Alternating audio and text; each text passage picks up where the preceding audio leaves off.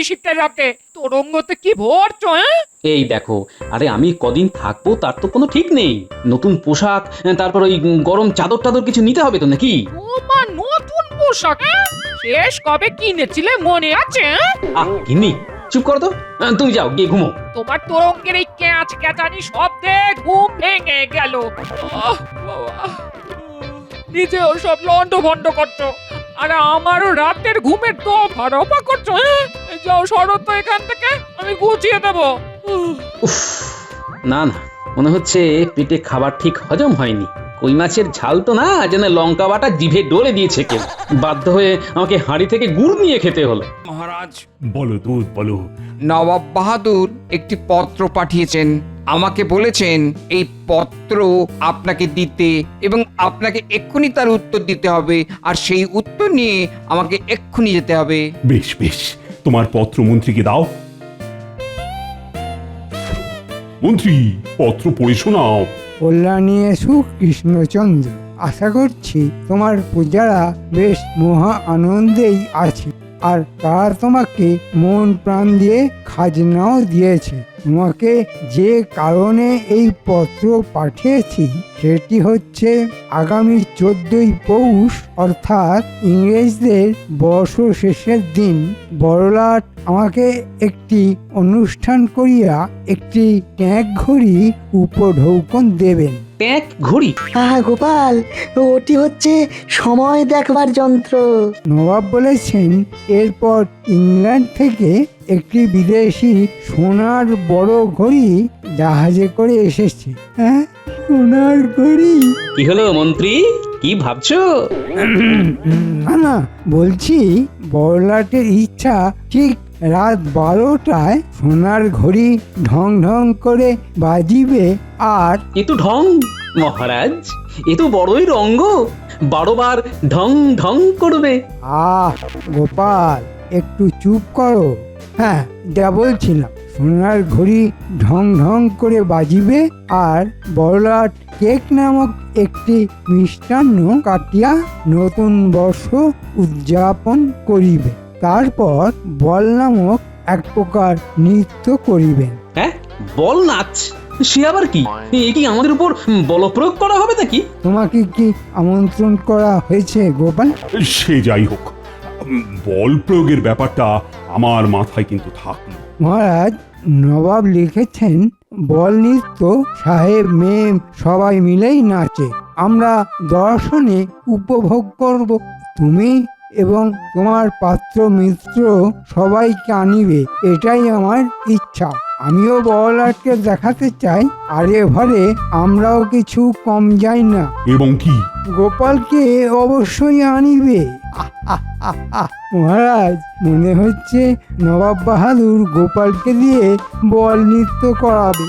পরিশেষে জানাই, এই বছরের পূর্ণ খাজনা আমার কাছে এখনো এসে পৌঁছায়নি। নবাব ঘুরে ফিরে সেই খাজনাতে এসেই আটকে যাচ্ছেন মহারাজ। বর্ষবরণে এত বাজনা বাজবে আর উনি খাজনা নিয়েই চিন্তিত। বেশ, তুমি যাও, নবাবকে গিয়ে জানাও 14ই পৌষ প্রত্যুষে মহারাজ কৃষ্ণচন্দ্র, তার পাত্রমিত্র, এমনকি গোপাল সমেত নবাবের কাছে পৌঁছে যাবেন।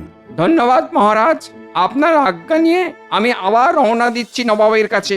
তাহলে মহারাজ, এটা তো বড়লাটের আমন্ত্রণ হলো না? না না না, এটা নবাবের এক প্রকার হুমকি হলো। আমরা কিন্তু নবাবকে জানিয়েছিলাম যে হেমন্তে অসময়ে বৃষ্টির জন্য প্রজাদের অনেক ফসল নষ্ট হয়ে গেছে। কিন্তু উনি বলেছিলেন বৃষ্টির সময় বৃষ্টি হবে। এ আর আশ্চর্য কি? অর্থাৎ নবান্নের পূর্বে ভারী বৃষ্টি চাষিদের কিরকম ক্ষতি করে সেটি নবাব জানেন না। উনি সময়ের দোহাই দিচ্ছেন। কি বলতে চাইছো গোপাল? এটাই বলতে চাইছি যে নবাবের এই সময় জ্ঞানের অভাব ইংরেজরা বিলক্ষণ ধরতে পেরেছে, আর তাই তারা নবাবকে ওই ট্যাঁক ঘড়ি দিচ্ছেন। তোমারও কি ওই রকম ট্যাঁক ঘড়ির শখ জেগেছে নাকি গোপাল? আমার কি শখের শেষ আছে? সোনার ঘড়ি? হ্যাঁ, না, এটাকে কিভাবে কবজায় করা যায় ভাবি। ও, তার মানে তুমি এখন চললে? নবাবের আমন্ত্রণ বিশেষভাবে আমাকে। এটা জানি জানি তুমি গিয়ে রঙ্গ করবে আর সবাই হাসবে বলি আর কেউ নেই যে নবাবকে হাসাতে পারে। আহা গিন্নি, তুমি বুঝতে পারছো না, এটা শুধু নবাবকে হাসানো নয়, এটা ইংরেজ সাহেবদের বল নৃত্য। তুমি কি যে ছাই পাশ চাকরি করো বুঝি না, শেষে নৃত্য করতে যাওয়া হচ্ছে। আহা, আমি নাচবো নাকি? তুমি নাচলে যে কি হবে সেটাই ভাবছি। ঘরে তো তুমি নাচো না, সবাইকে নাচাও। হ্যাঁ, মানে কি কি কি কি কি বলতে চাইছো কি তুমি? হ্যাঁ, আজ 7 দিন ধরে বলে যাচ্ছি কই মাছের ঝাল খাবো গো, তা 7 দিনে তুমি বাজারে কই মাছ দেখতে পেলে না? খালি আজ আনবো কাল আনবো বলে না চাচ্ছ। হ্যাঁ, কি কাণ্ড হচ্ছে! এত বড় একটা সাহেবদের অনুষ্ঠানের বিষয়ে কথা, আর সেখানে তুমি কিনা কই মাছ নিয়ে এলে। কই আমার কই মা। এই কই কই করছো কেন?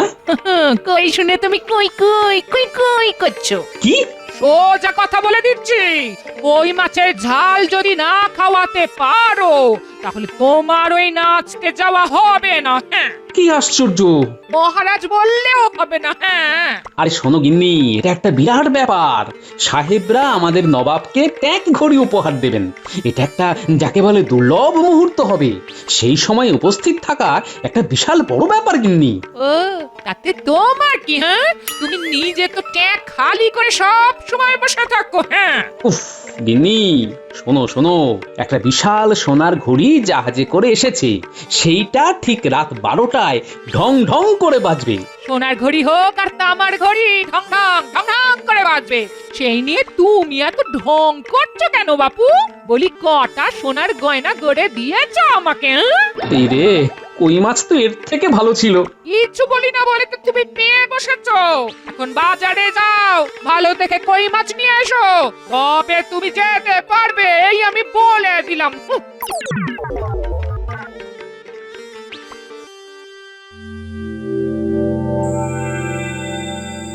সোনার ঘড়ি, একটা সোনার ঘড়িতে কতটা সোনা থাকে? খাঁটি বিদেশি সোনা। একবার হাতাতে পারলে সারা জীবন পায়ের ওপর পা তুলে। তুমি নিজের মনে বিড়বিড় করছো কেন আর হাসছো? বুঝলে গেনে, খুব ভালো সময় আসছে। কি চাও তুমি? কত সোনার গয়না চাও? সব পাবে, সব পাবে। সে তো না হয় বুঝলাম, কিন্তু তুমি এত সোনা পাবে কোথা থেকে? গেনে, সব কিছু তোমার না জানলেও চলবে, তবে এটুকু জেনে রাখো, খুব শিগগিরই দিন বদল হবে। এমনকি আমি রাজা।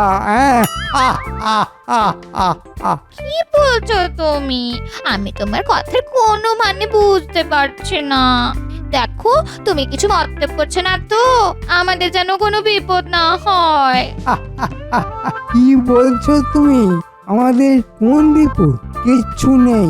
যা হবে সেটা আমাদের খুব ভালোই হবে। না, আমাকে এক্ষুনি একবার যেতে হচ্ছে। সে কি? অনেক রাত হয়ে গেছে তো। গিন্নি, যদি সূর্যের মুখ তাড়াতাড়ি দেখতে চাও তাহলে রাত থাকতেই বেরোতে হবে বই কি। আর এই কাজ আমার রাতের কাজ, সব কাজ দিনে হয় না।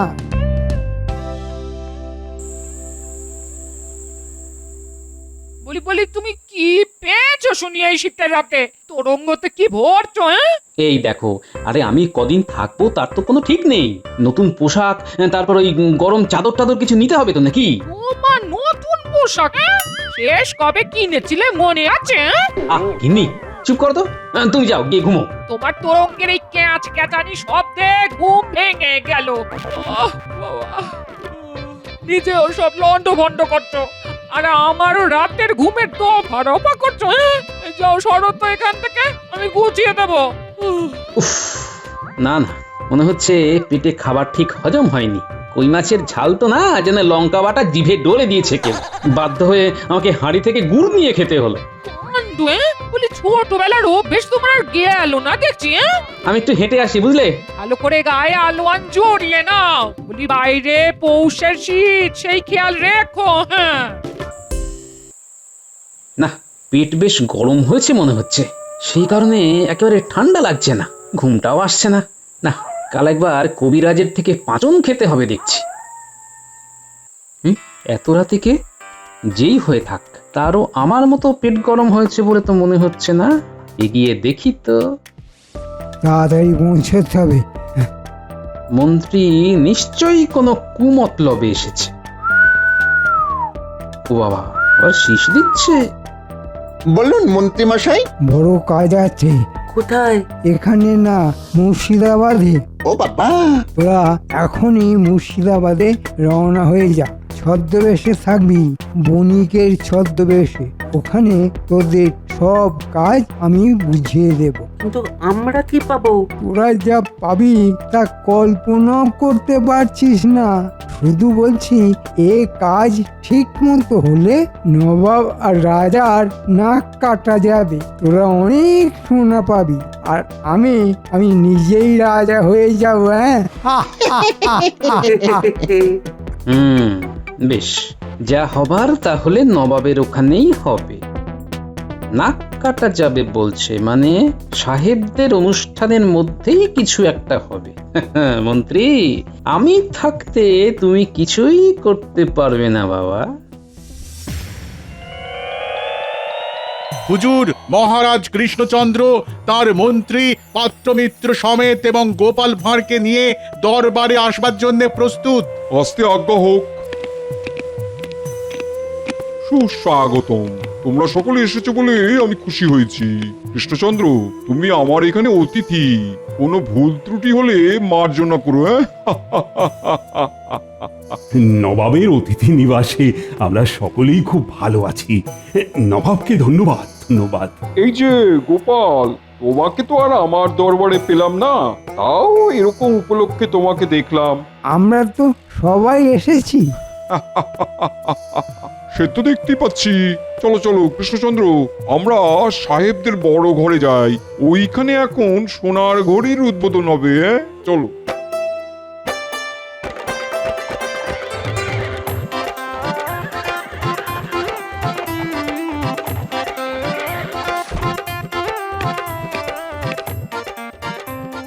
এই বিশাল গম্বুজ কি সাহেবরাই বানিয়েছে? আমার শ্রমিকেরাই কাজ করেছে, এরা নকশা দিয়েছে, যথাযথ পারিশ্রমিক এনারাই নিয়েছেন।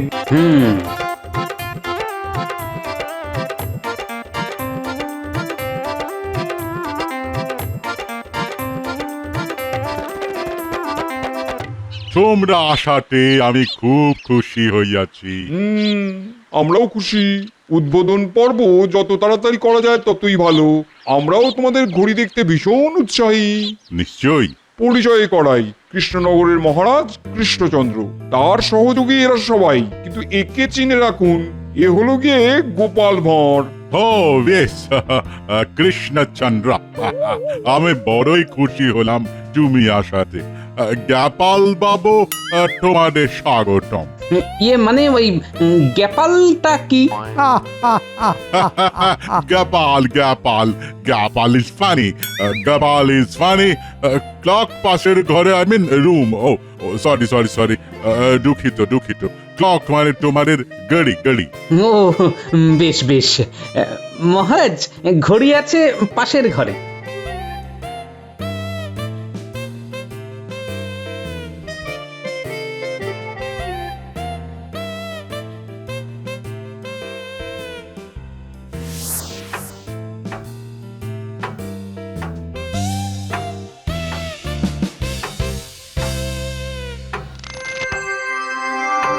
চমৎকার। অপূর্ব, অপূর্ব, অসাধারণ। লাজবাব। আজ রাতেই এই ঘড়িতে 12টা বাজবার আগেই ঘড়ির 12টা বেজে যাবে। আজ সন্ধ্যা থেকে আমাদের উৎসব চলিবে। রাত 12টা বাজিলে এই গড়ি জানাবে, আর তখন কেক কাটা হইবে। মহারাজ, নবাব বাহাদুর, এটা খুব সুন্দর জায়গা। আপনারা সবাই যান, আমি একটু বেড়ানোর অনুমতি চাইছি। বেশ বেশ বেশ, তুমি যাও, ঘুরে দেখো।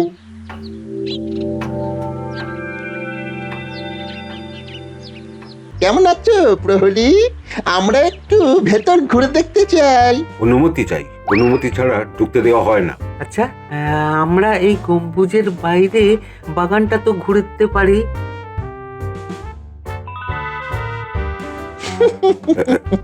হ্যাঁ, যাও যাও যাও, জলদি জলদি ঘুরে নাও, বিকালের মধ্যে সব চলে আসবে। যাও যাও।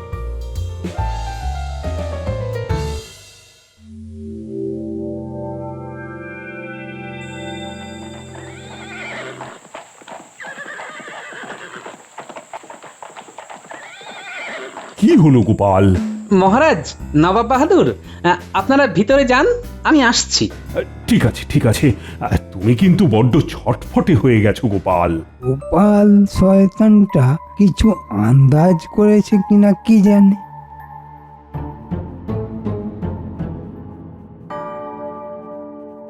কি চাই? তুমি তো দুপুরে ছিলে, দুজন ভেতরে গিয়েছিল। না, এইরকম কিছু তো ঘটেনি। তুমি মোহর নিয়ে মানে ঘুষ খেয়ে দুজনকে ভিতরে ঢুকিয়েছো। নবাব জানতে পারলে কিন্তু তোমার গর্দান যাবে। তুমি জানলে কি করে? আমি সব দেখেছি। খুব ভুল হয়ে গেছে। ওরা বাগানে গেছিল কিন্তু বেরোয়নি। মানে ওই চলে যাবার কথা ছিল, কিন্তু ওদের বেরোতে দেখা যায়নি। আমরাও ওদের খুঁজে পাইনি। সতর্ক থাকবে, বড় কোনো চুরি বা ডাকাতি হতে পারে কিন্তু। হ্যাঁ,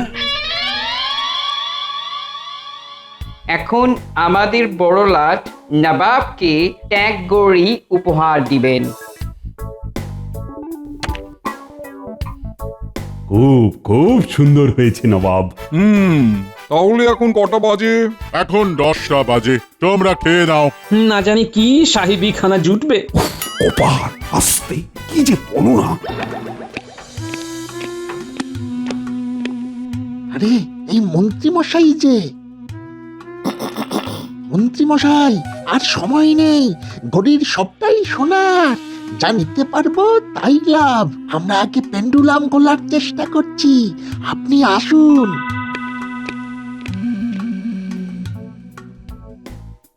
সবাই শুনবেন, ঠিক রাত 12টার সময় ঘড়ি ঢং ঢং করে, তখন সবাই চিৎকার করিয়া বলিবেন, happy new year. Happy new year. ঠিক আছে, এতে ওই নতুন বছর শুরু হবে, তাই তো? হ্যাঁ, আচ্ছা কৃষ্ণচন্দ্র, গোপাল কই? আমার মনে হচ্ছে গোপাল নাচ করবার ভয়ে পালিয়েছে। মন্ত্রী, আমি তোমার রাজাকে প্রশ্ন করছি, তুমি বেশি বাচাল হইও না, কপালে অনেক দুঃখ আছে কিন্তু। মন্ত্রী, তুমি চুপ করো। যথা আজ্ঞা মহারাজ।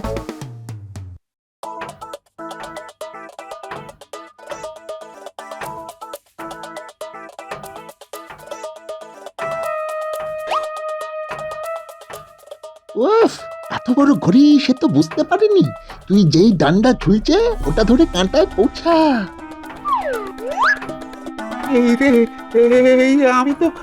আমি তো দুলেই যাচ্ছি।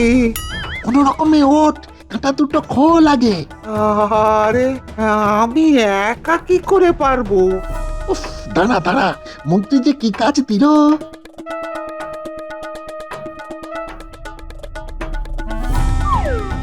বাস, সোনার কাঁটা।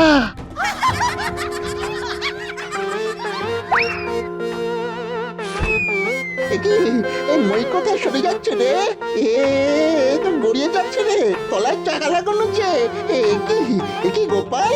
ঢং ঢং করে ঘড়ি বাজু, মই আজ তোমাদের কপালে জুটছে না।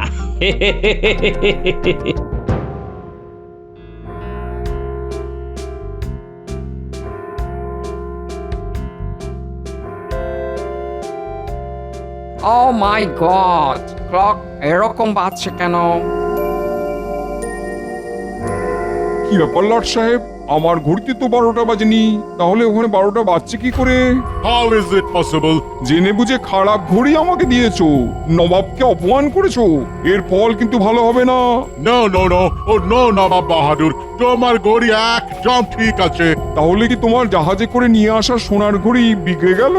মহারাজ, নবাব বাহাদুর, আমি এর কারণ জানি।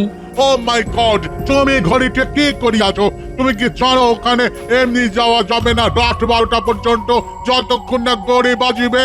তুমি চুপ করো লর্ড সাহেব। গোপাল কি হয়েছে বলো? ওই বড় ঘড়িতে বটা ঘটা নামে দুটো ভূত ঢুকেছে সোনার ঘড়ি থেকে সোনা চুরি করবার জন্য। গোপাল তুমি যখন জানো তাহলে বলনি কেন? একটু মজা হলো আর কি। আমি জানি যে ওরা পালাতে পারবে না, দুজনেই এখন পেন্ডুলাম ধরে ঝুলছে। হ্যাঁ, বলো কি গোপাল? মহারাজ, নবাব বাহাদুর, লাট সাহেব, আমি একটা ছোট্ট কাজ করেছি। ওরা একটা মই নিয়ে ওই ঘড়ির পেন্ডুলামে পৌঁছেছিল, আমি সেই মই সরিয়ে নিয়েছি। খুব ভালো করেছো গোপাল, খুব ভালো করেছো। Good good good, very good very good, খুব ভালো খুব ভালো। কিন্তু বটা ঘটা এখানে এলো কি করে? ওই যে মন্ত্রী পালাচ্ছে, ওকে ধরুন। ওই মন্ত্রী বটা ঘটাকে দিয়ে সোনার ঘড়ির সোনা চুরি করবার মতলব মেটেছিল। প্রহরী, ওকে আটকাও শিগগির। চলুন যাওয়া যাক ওই ঘরে। আমাদের প্রোটোকল ছিল যে রাত 12টা বাজলে সবাই ওই ঘড়ির সামনে দাঁড়িয়ে হ্যাপি নিউ ইয়ার বলিবে। আর কোনো কলের দরকার নেই, এখন চলুন তাড়াতাড়ি, না হলে এই ঘড়ির কলকবজা সব বটা ঘটা খুলে দেবে।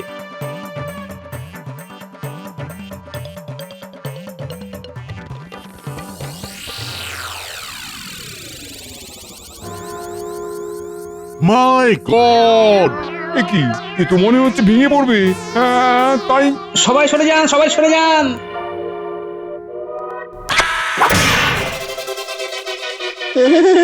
ও বাবা গো, ওরে বাবা! নবাব, নবাব, আমার মন্ত্রী আমার মান সম্মান নষ্ট করে দিয়েছে। আপনি আপনি আমার মন্ত্রীকে যে কোনো রকম শাস্তি দিতে পারেন। আমিও এখানে আমন্ত্রিত, তাও বড়লাট কি বলে শুনি। আমি কি বলিব? আমরা আমরা সবাই মিলে গোপালকে পুরস্কার দেব। গোপাল, তুমি আমার থেকে পুরস্কার পাবে, কিন্তু তার আগে আমি আমি ঠিক বুঝতে পারিনি, এসব গোপাল মিথ্যে বলছে। মন্ত্রী মশাই, আপনার জন্য আমাদের এই অবস্থা। ওই পেন্ডুলাম যেমন ঝুলছিল তেমনি মন্ত্রীকেও পেন্ডুলামের মতন ঝুলিয়ে দেওয়া হোক। ওরে বাবা রে, আমার কি হবে? 12টা বাজলে তবে ছাড়া পাবে। আমরা এখানেই সবাই হ্যাপি নিউ ইয়ার বলবো। ওরে বাবা রে, মহারাজ, মহারাজ আমাকে বাঁচান। মহারাজ, আমার নিউ ইয়ার তো শেষ হয়ে গেল মহারাজ। এইভাবে দুললে কি ম্যাড হয়ে যাবে মহারাজ? কৃষ্ণচন্দ্র, ভাগ্যিস গোপাল ছিল, তাই তোমার আর আমার দুজনেরই মুখ রক্ষে হয়েছে।